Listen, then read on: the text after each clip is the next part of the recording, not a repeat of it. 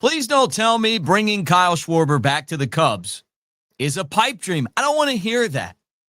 But the experts are saying that there are 4 teams that are emerging as likely destinations, and none of them are the Cubs.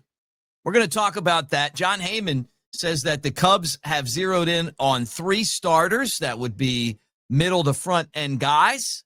We'll talk that. And the Cubs signed a utility guy to a minor league deal with a really good shot to make the team. All that right here on the Cubs baseball channel. Likes, subscribe, get in the comments section, hit AveD right there. The QR code's there where we give away swag every single day. And you get an opportunity to win cash. Yeah, it's all free. It's our Web3 home, Mick Nation, AveD. All that and more right here on the show. So let's get this thing started. Good to see you guys today, by the way.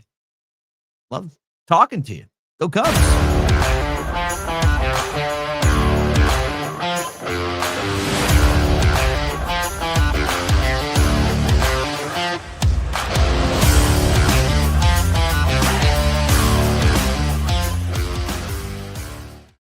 What do you say, everybody? Mick Gillespie, Cubs baseball channel. We talk Cubs baseball every day here. We love the Cubs. All right, I want to get into this. Kyle Schwarber, top 4 list out. And I don't like when I see this. And this was put out by Clutch Points on Yahoo. But they say that there are 4 teams in the mix to sign Kyle Schwarber. Of course, the Phillies, who he played for last year, and they've made it clear that they want him back. The Reds, another team that would be really interesting because he's from that area. The Mets, the New York Mets, and the Boston Red Sox. And you've heard the Pirates, but they're starting to fade a little bit because of the amount of money that he's projected to get. And the deal is supposed to be in the neighborhood of 6 years, $154 million. I like this. Give me this. I'd do this.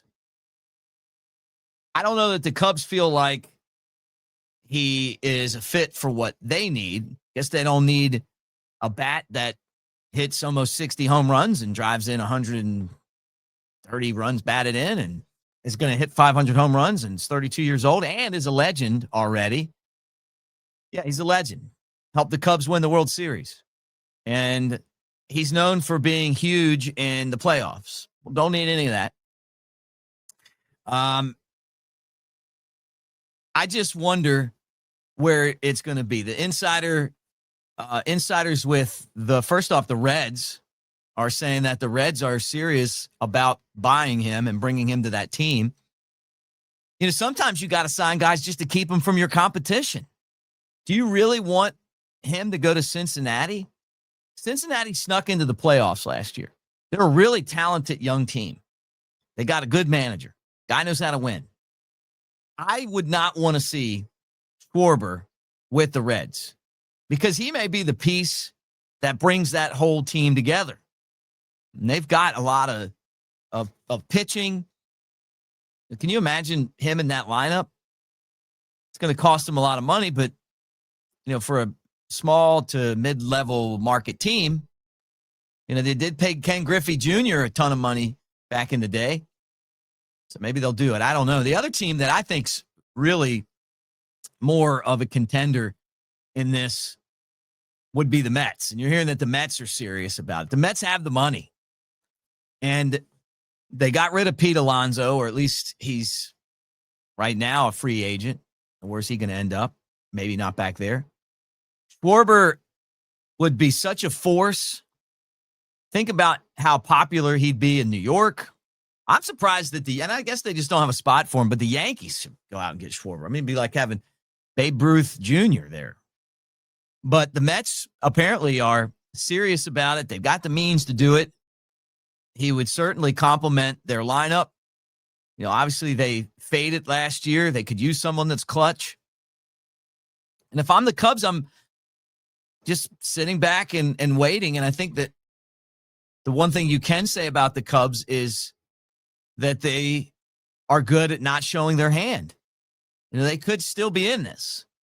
I don't know how you wouldn't be interested if you were the Cubs in adding this guy, especially if you don't have Tucker coming back and you're not going to sign Cody Bellinger. You love the young guys, but putting him in the lineup every day just gives you that guy like you had with Tucker that is a threat. Now, he's not as good of a hitter as Tucker. Tucker's one of the best pure hitters I've really ever seen. I mean, his eye's amazing, but he struggles to stay healthy. And Schwarber is someone that I think the Cubs should get based off that and the fact that he's going to help you sell tickets. And it's a two-pronged attack. You want to win, and then you want to have players that help you sell tickets. So you guys know this. I'm all in on Schwarber, but I have not heard one thing that gives me any idea that the Cubs are seriously going to sign him. All the smokes in other places, but I could still see them swooping in and making a deal, or waiting to see if whoever made the last deal is one that they want to do. But I don't know. It doesn't feel like we're getting him. I'll just say that. Now, the other thing that when you look at this roster, this offseason, what the Cubs are going to do, where I know they're going to spend money, and that's starting pitching. They've made that clear that they're going to invest in pitching.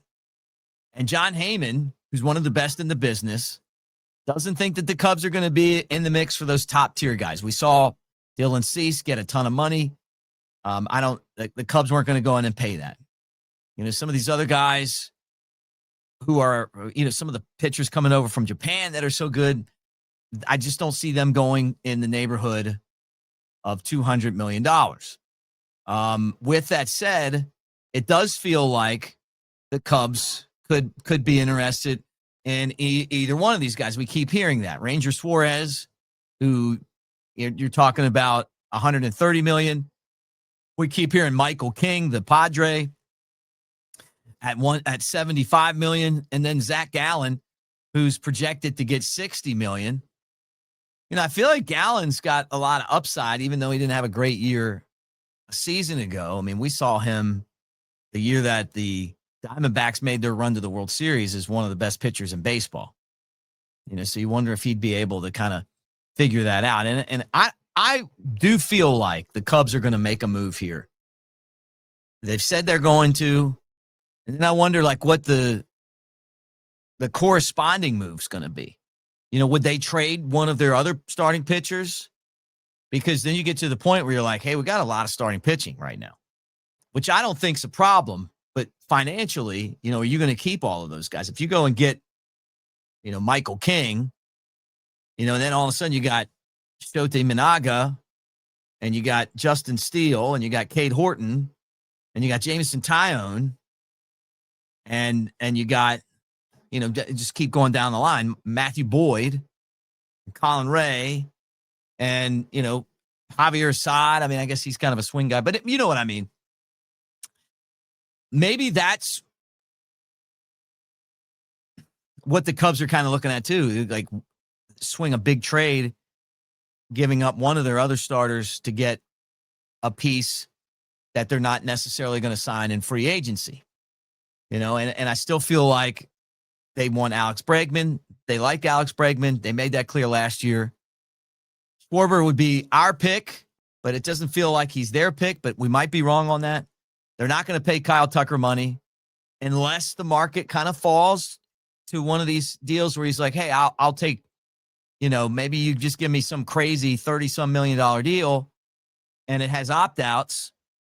And we've seen guys do that. Carlos Correa did that. Guys will do that. They'll take a big deal, opt out of it the next year because they didn't get the long-term deal that they want. And I could see the Cubs kind of being in that realm as well. So, so we'll see. I watch this stuff every day and it's hard. It's like reading these markets. Winter meetings are coming up. That's the next thing.